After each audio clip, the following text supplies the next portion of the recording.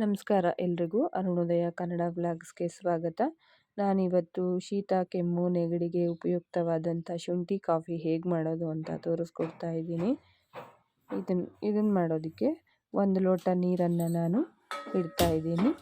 ಅದಕ್ಕೆ ಬೇಕಾಗುವಂಥದ್ದು 1 ಸ್ಪೂನಷ್ಟು ಧನಿಯಾ, ಅದೇ ಸ್ಪೂನ್ನ ಅಳತೆಯಲ್ಲಿ ಜೀರಿಗೆಯನ್ನು ತಗೊಂಡಿದ್ದೀನಿ.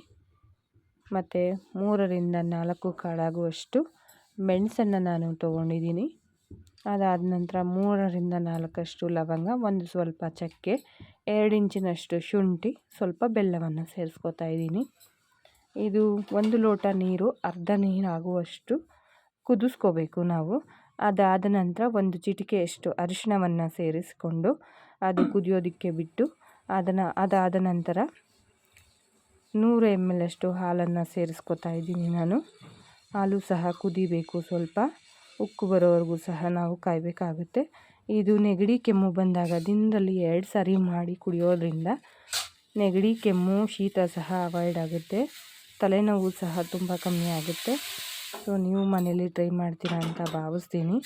ಇದನ್ನು ಉಕ್ಕು ಬಂದಾಯಿತು, ಶೋಧಿಸ್ಕೊಳ್ಳೋಣ.